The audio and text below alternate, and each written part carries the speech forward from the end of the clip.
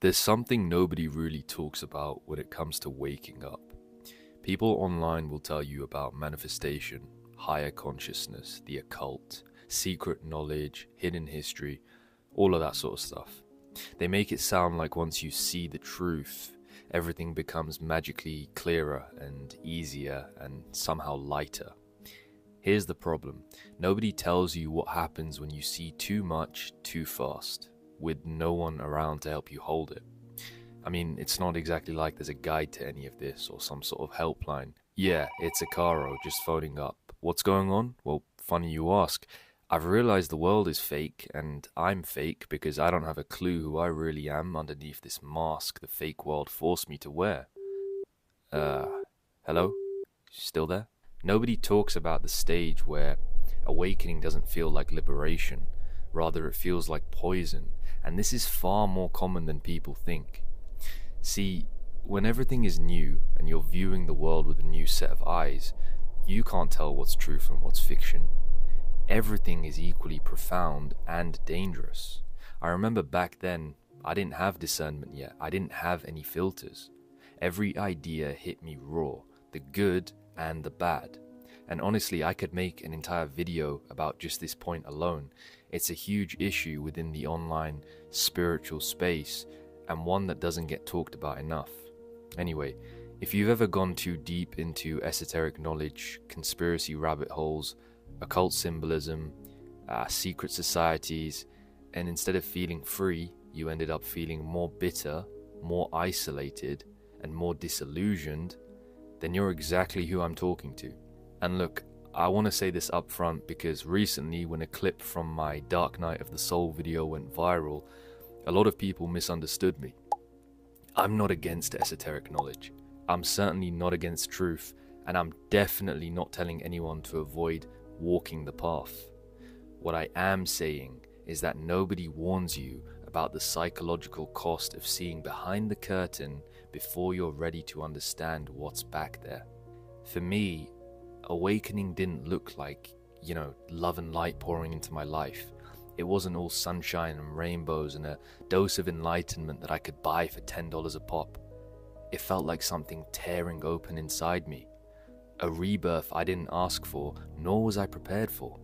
A poison I had no idea how to cure. Why? Because once you see behind the curtain, once the illusion collapses, once that first crack happens, you can't unsee it. You can't crawl back into the person you were. There is no pretending. I used to think ignorance is bliss was just a saying. I didn't realize it was a stage you permanently leave. And let me tell you something right now. It's a strange kind of grief. Losing a world that never really existed, but still meant something to you. So what happens? What's the cost of peeling back the curtain? Well, you pay for this new vision with the world you used to live in. And that's a scary time of your life. For me, it started harmlessly enough. I was studying natural law, alchemy, hidden history, occult symbolism, various mystery traditions which I may or may not get into during this video. Let's just say stuff you know to keep quiet about when you're around normal people. Also, if we're being honest, and there'll be a lot of that during this video, if you're new here, I don't mince my words, there is a rush to it. That feeling of discovering the real script behind the world, the truth that no one else seems to know. However, underneath that rush, something darker was forming, something I didn't recognize at the time. That's what this video is about. It isn't the romance of awakening, but the part no one prepares you for. So if you're in that stage, halfway between awakening and collapse, you're in the right place. Trust me, I've been there. You're not crazy, and you're definitely not alone. At first, to put it plainly, it began with curiosity. I was very curious about how things actually worked. I just wanted to understand, and I wanted to acquire that understanding by any means necessary. When I say I was hungry for knowledge, I was hungry for knowledge. The unknown is very seductive in that sense. Once a seed of intrigue takes hold of you, it's almost impossible to escape it. I had questions that kept me up at night and a burning desire to have them answered. Why does the world feel the way it does? What is the real truth? Why do people behave the way they do? Why does so much of life feel off? So I started reading, I started watching, I started listening. More late nights spent studying various forms of esoteric knowledge than I can recall. If it were a university degree, I'd have a doctorate. Endless rabbit holes, one idea leading to another, seeing how a lot of this is linked but never quite finding explicit answers, only more questions which lead to more rabbit holes and then more ideas. You get the gist. Natural law, esoteric symbolism, alchemy, hermeticism, various forms of occult knowledge, both light and dark, hidden history, even Kabbalah at one point, but that's a story for another time. At first, it felt incredible. It felt like I'd been handed a map no one else knew existed, and as I said before, there is a rush that comes with that, a real one. You feel alert, you feel awake, you feel switched on, you start connecting dots everywhere, patterns appear where there used to be randomness, synchronicities seem to keep on unfolding, and if I'm being completely honest, there's a subtle sense of being chosen that creeps in, not in an arrogant way at first, but more like, why am I seeing this and nobody else is? I guess it gave me some sort of mystical meaning or divine purpose, this feeling that I was special somehow. I'd be awake at 3 in the morning, watching lectures, piecing things together, feeling like the world is finally making sense, and then I'd step outside the next day and feel completely disconnected from everyone around me. That's when something started to shift. Gradually, insight turned into isolation, and I didn't notice the difference.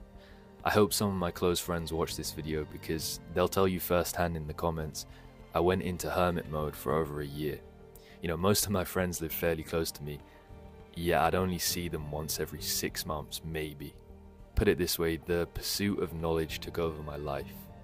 Slowly, over time, when I did venture outside my cave, I stopped seeing people. Instead, I started seeing programming.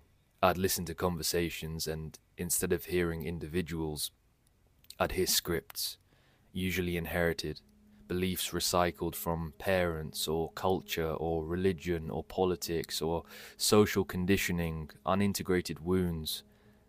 And despite recognizing this, I'd mentally class the people I came across into archetypes, like they were some sort of foreign species only I could understand.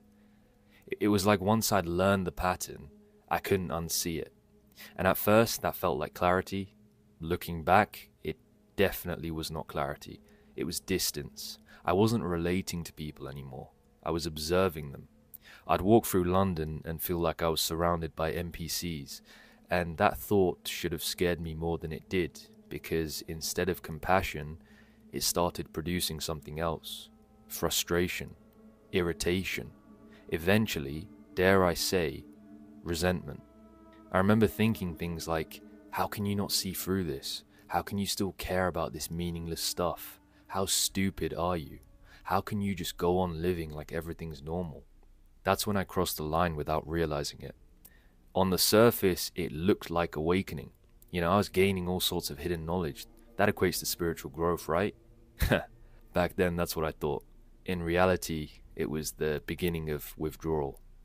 There's a line from Dostoevsky that really captures this state. The idea of loving humanity in the abstract, but struggling to love the human being standing right in front of you.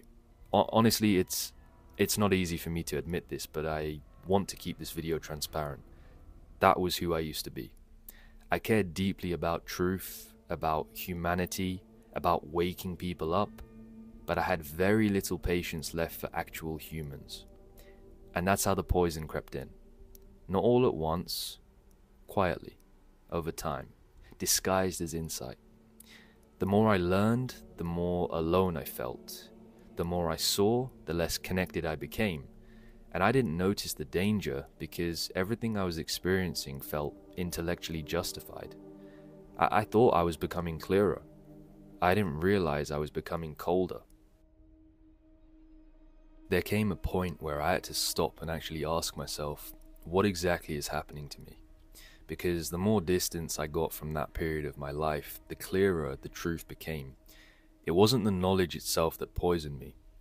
It was the state I was in when I received it. Let me explain.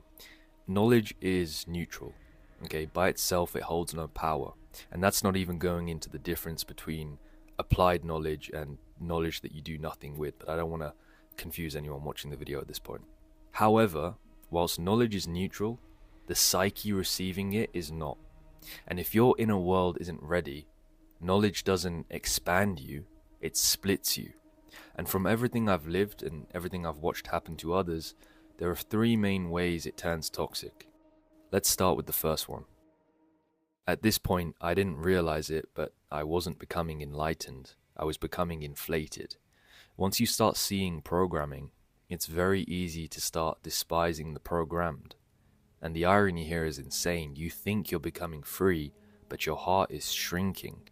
You start loving truth, the idea of truth, more than people. This is where Nietzsche's abyss begins to whisper for the first time. Not the full descent, just a whisper. Be careful.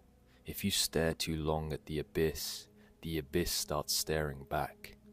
Most people misinterpret that quote as, don't think too deeply. That's not what he meant. What he meant was when you stare at the shadows of the world without enough inner light, the shadows reshape you in their image. And this is the thing that no one tells you when you first begin walking this path. Light and shadow aren't opposites in the way people imagine. They exist inside each other. Hermeticists call it the law of polarity. Taoists express it through yin and yang. Every light carries a seed of darkness, and every darkness carries a seed of light. So when your inner light isn't strong enough, the polarity kind of reverses. Instead of you transforming the shadow transforms you. You start believing that because people are unconscious, you must rise above them, you must separate, you must be different.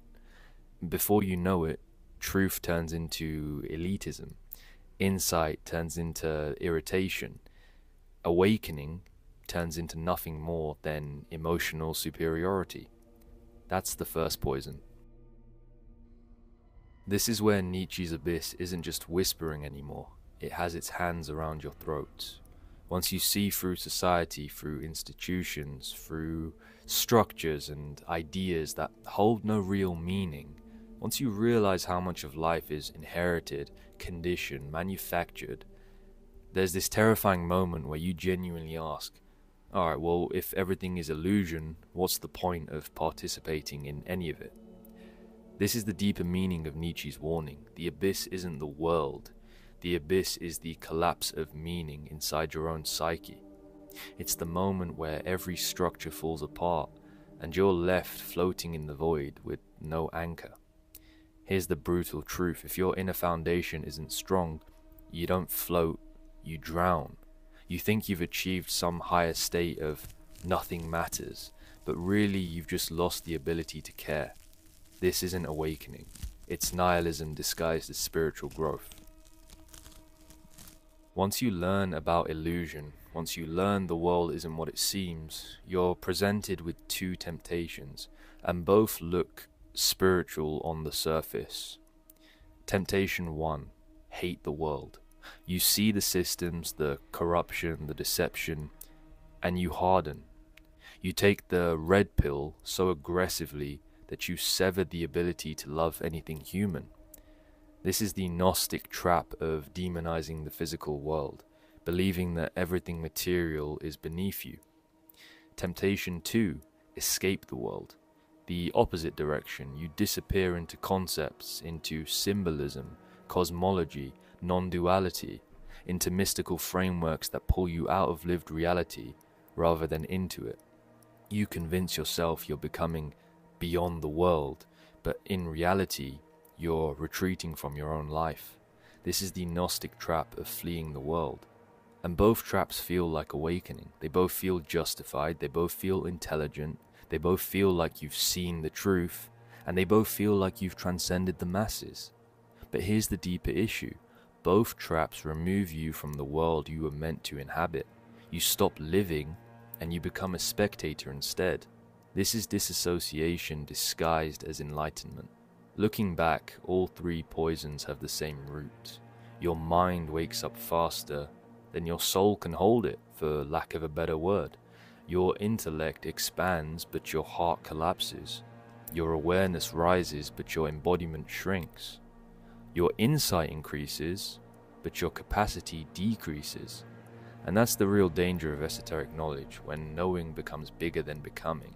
This is how knowledge becomes poison. In other words, it evolves faster than you do. At a certain point, I realized something important. What I experienced wasn't unique, and it wasn't random. Everyone who wakes up too fast goes through some version of this. And again, I want to stress, it's not because knowledge is dangerous. It's because you encounter it before you've built the inner structure to hold it. Every mystic, every philosopher, every ancient tradition knew this. They all describe the same moment in different languages. A gap opens between what you can see and what you can live. Your awareness evolves, but your embodiment remains the same. And in that gap, things fall apart. This is the space between the two awakenings, the part where sight expands faster than strength, and you're left carrying truth your inner world hasn't grown into yet. Every spiritual tradition talks about this, but almost nobody recognizes it when they're in it. There are two awakenings. The first is the awakening of sight. This is when your perception opens. You see illusion, you see programming, corruption, unconsciousness. The veil lifts. The second is the awakening of strength. This is when your inner world finally grows strong enough to carry what you've seen. Every collapse, every dark night of the soul, every poison phase happens in the space between these two awakenings. When the mind is awake but the heart is not yet built. When awareness is high but capacity is low. It's the spiritual equivalent of trying to walk with legs that haven't grown yet. And I want to stress that this stage, it doesn't mean something's gone wrong. It just means something hasn't finished yet. You're mid-process. The sight has arrived before your strength has.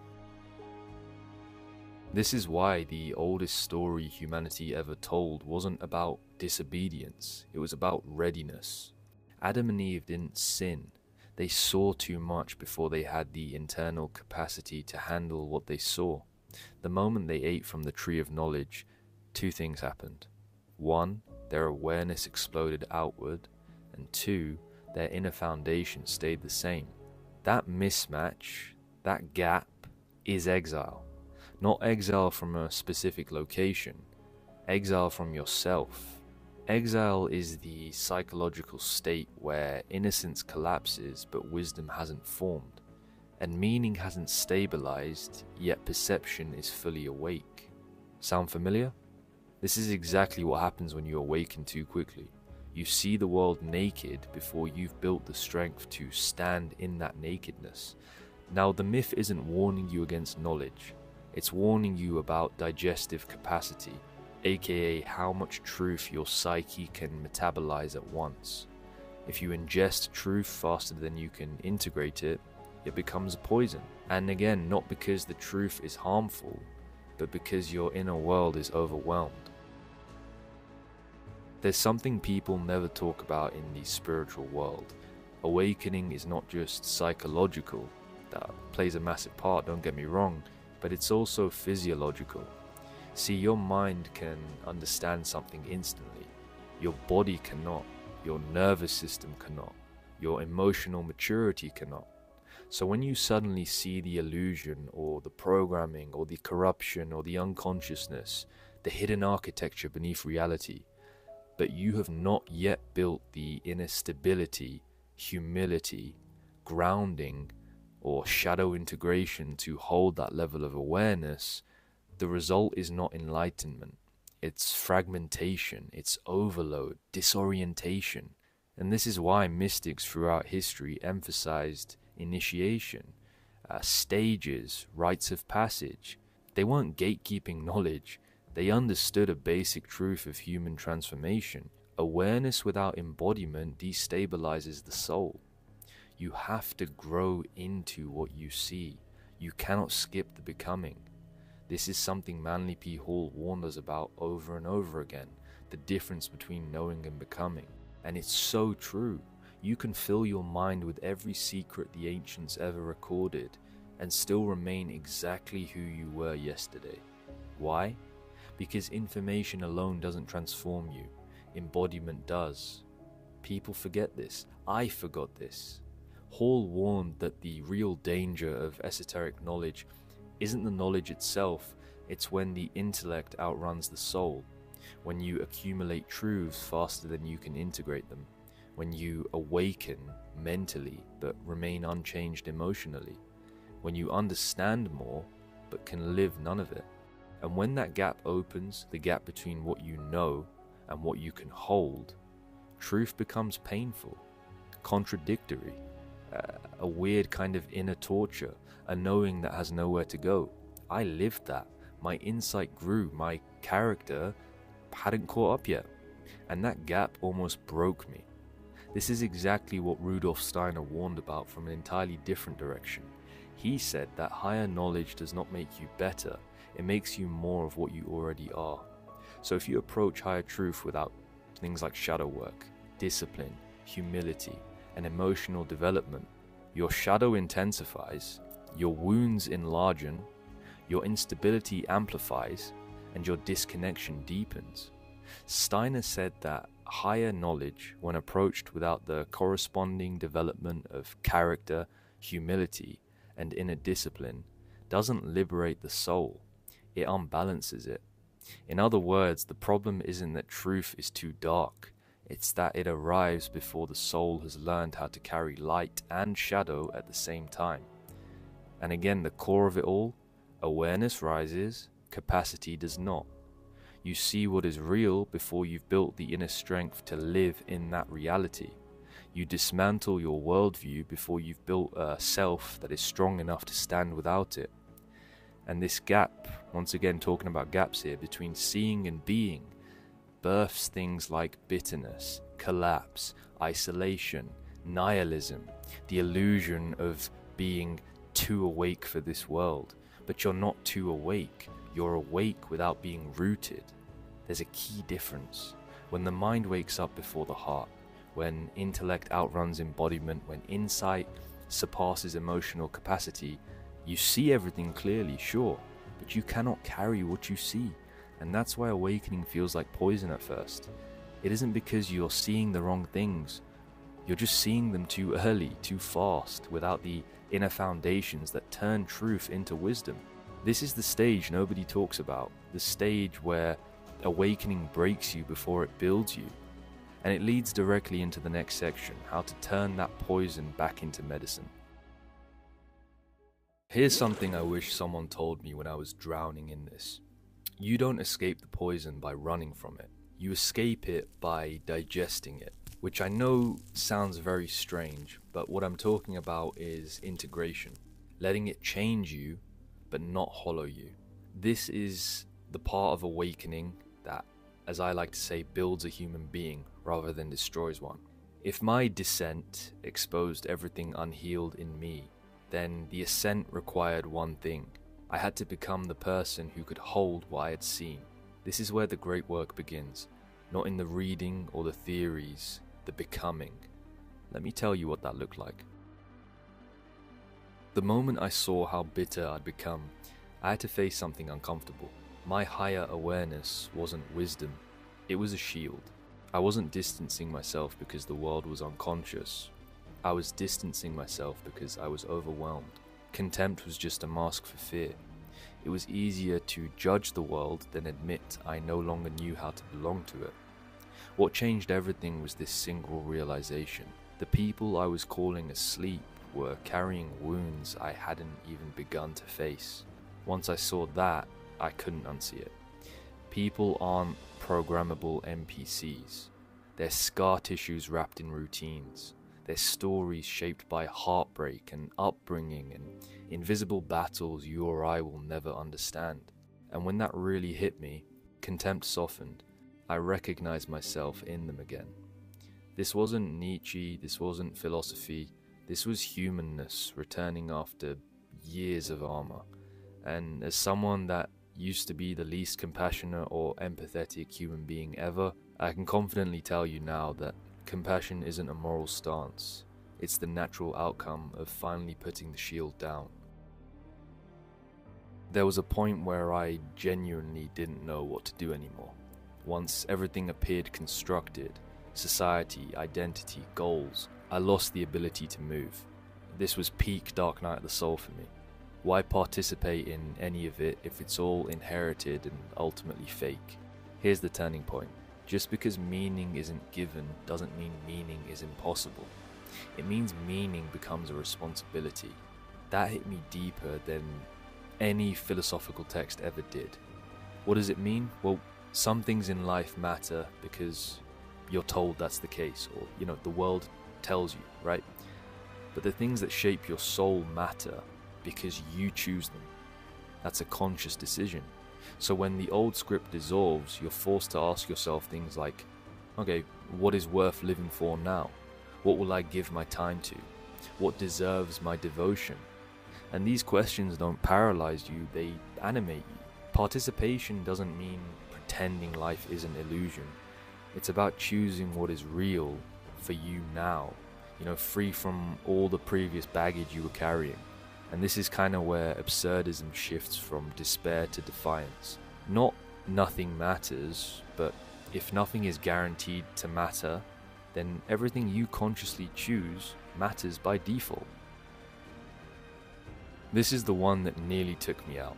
Once you start learning everything is symbolic, everything is illusion, everything is constructed, you start drifting. You start floating above your own life. You live in metaphysics rather than mornings, in theories rather than touch, in symbolism rather than breath. I've got a pill that will be bitter for some to swallow. Awakening isn't about exiting your life. It's an invitation to return to your life, this time with deeper eyes. It was around this time in my own journey that Carl Jung's work became my lifeline. Jung didn't say, escape the unconscious. He said, make the unconscious conscious, integrate it, hold it, become whole through it. And that's the part I had skipped. The reason the knowledge poisoned me wasn't because I saw the hidden architecture of reality. It was because I never turned that same gaze inward. Shadow work became the bridge back into my life. When I started asking, why was I drawn to certain truths? What wound was interpreting the information for me? What unconscious beliefs were coloring everything I saw? What part of me benefited from staying detached? The disassociation that I was experiencing cracked. Not instantly, gradually, like thawing ice. I didn't return to the world. I returned to myself inside the world. That's what I believe incarnation really is about. Not floating above your life or hiding in mystical concepts, but coming back into your body, into your relationships, into the present moment, fully conscious. Incarnation is when the truth you've seen doesn't pull you out of life, it pulls you into it with clearer eyes. And that's the opposite of escape. It's the choice to stand here again, grounded, aware, and engaged, instead of disappearing into the safety of detachment. If the earlier stages were about clearing the poison, this stage is about forging gold from the residue. Alchemy isn't metaphor here, it's literally soul work, turning the lead of your collapsed world into the gold of a self you consciously choose. Here's how it works. Awakening burned away the old meaning. Shadow work revealed why the old meaning held me. Now I had to choose new meaning consciously. Alchemy is the moment you look at the raw material, in other words your wounds, your insights, your dismantled worldview, and you decide, this is the material I will build from now. What will you serve? What will you honor? What values are worth living by? What inner laws will you write for yourself? Meaning doesn't float down from the heavens. It's forged through devotion. This is the alchemy a lot of people miss. The same knowledge that cracked me open and poisoned me when I wasn't ready became the gold I stand on once I did the inner work. Awakening burns away illusion. Alchemy builds something real in its place. And that brings us to the final part of today's video, the part where I talk directly to the version of you who is still stuck in the collapse. I want to end this by being honest about why I even made this video in the first place. Again, it wasn't to warn you away from esoteric knowledge or to romanticize awakening. I made this because esoteric knowledge is a double-edged sword. It really is. It can crack you open, it can destabilize you, it can make you bitter, detached, resentful of the world. I experienced that firsthand. However, it can also do something else, something most people never get to. It can force you into responsibility. See, once you've seen beneath the surface, you don't get to pretend you haven't. You don't get to blame the system forever. You don't get to stay collapsed, cynical, or inert and call it insight. That's where a lot of people get stuck. They see corruption everywhere, but never look at the unconscious patterns running them. They talk about control, manipulation, hidden forces, but never do the inner work that would make them uncontrollable. They externalize evil and never ask how they quietly feed it. Here's another uncomfortable truth, something I learnt the hard way. A system can only exist if people feed it. It's always a two-way relationship. The people who shout the loudest about what's wrong with the world are often the ones who haven't integrated anything inside themselves. No embodiment, no accountability, no action, just ideas that never take root. That's not awakening, that's imbalance. And this point in your journey is where esoteric knowledge stops being just theory and starts becoming a demand. Why? Because if you can see the patterns, if you can see how unconsciousness replicates itself, if you can see how inner fragmentation becomes outer systems, then the responsibility doesn't belong out there anymore. It comes home. Change doesn't begin at the macro level. It never has. It begins at the micro, in the individual psyche, the individual shadow, the individual capacity to hold and embody what they claim to understand. Every time you meet an uncomfortable part of yourself instead of projecting it, every time you choose responsibility over resentment, every time you bring awareness into your behavior instead of hovering above it, you are shaping the world we all share. And I'm not talking symbolically here, I mean literally. This is why applied knowledge becomes wisdom, and wisdom, when lived, becomes gnosis. Unapplied knowledge stays abstract, it destabilizes, it poisons. Embodied knowledge grounds you, it humbles you, it makes you capable of holding complexity without hatred. That's the difference. So if this video resonated, if you recognize yourself in it, I'm not asking you to wake anyone up. I'm not asking you to fight the world.